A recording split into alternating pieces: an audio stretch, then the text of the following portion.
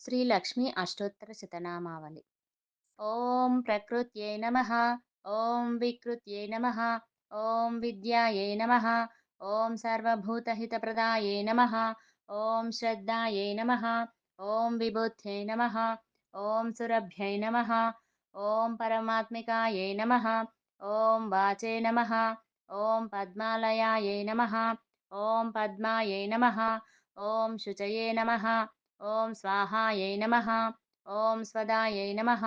ఓం సుధాయై నమః. ఓం ధన్యాయై నమః. ఓం హిరణ్యై నమః. ఓం లక్ష్మై నమః. ఓం నిత్యపుష్టాయై నమః. ఓం విభావర్యై నమః. ఓం ఆదిత్యై నమః. ఓం దిత్యై నమః. ఓం దీప్తాయై నమః. ఓం వసుధాయై నమః. ఓం వసుధారిణ్యై నమః. ఓం కమలాయై నమః. ఓం కాంతాయై నమః. ఓం క్షమాయై నమః. ఓం క్షీరోదసంభవాయై నమః. ఓం అనుగ్రహపరాయై నమః. ఓం బుద్ధయే నమః. ఓం అనఘాయై నమః. ఓం హరివల్లభాయై నమః. ఓం అశోకాయై నమః. ఓం అమృతాయై నమః. ఓం దీప్తాయై నమః. ఓం లోకశోకవినాశిన్యై నమః. ఓం ధర్మనిలయాయై నమః.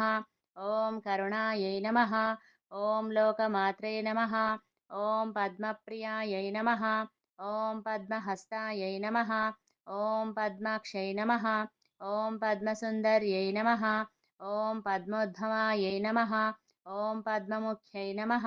ఓం పద్మనాభప్రియాయై నమః. ఓం రమాయై నమః. ఓం పద్మమాలాధరాయై నమః. ఓం దేవ్యై నమః. ఓం పద్మిన్యై నమః. ఓం పుణ్యగంధాయై నమః. ఓం సుప్రసన్నాయై నమః. ఓం ప్రసాదాభిముఖ్యై నమః. ఓం ప్రభాయై నమః. ఓం చంద్రవదనాయై నమః. ఓం చంద్రాయై నమః. ఓం చంద్రసహోదర్యై నమః. ఓం చతుర్భుజాయై నమః.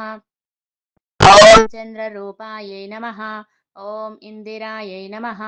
ఓం ఇందుశీతలాయై నమః. ఓం ఆహ్లాదజనన్యై నమః. ఓం పుష్ట్యై నమః. ఓం శివాయై నమః. ఓం శివకర్యై నమః. ఓం సత్యై నమః. ఓం విమలాయై నమః. ఓం విశ్వజనన్యై నమః. ఓం పుష్టయే నమః. ఓం దారిద్ర్యనాశిన్యై నమః. ఓం ప్రీతిపుష్కరిణ్యై నమః. ఓం శాంతాయై నమః. ఓం శుక్లమాల్యాంబరాయై నమః. ఓం శ్రియై నమః. ఓం భాస్కర్యై నమః. ఓం బిల్వనిలయాయై నమః. ఓం వరారోహాయై నమః. ఓం యశస్విన్యై నమః.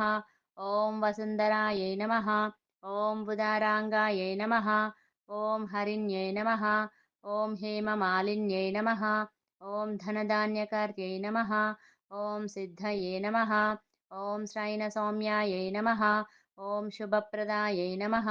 ఓం నృపవేష్మగతానందాయై నమః. ఓం వరలక్ష్మ్యై నమః. ఓం వసుప్రదాయై నమః. ఓం శుభాయై నమః. ఓం హిరణ్యప్రాకారై నమః. ఓం సముద్రతనయాయై నమః. ఓం జయాయై నమః. ఓం మంగళదేవ్యై నమః. ఓం విష్ణువక్షస్థలస్థితాయై నమః.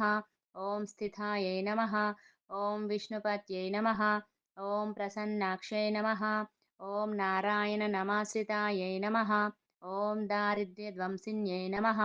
ఓం దేవ్యై నమః. ఓం సర్వోపద్రవవారిణ్యై నమః. ఓం నవదుర్గాయై నమః.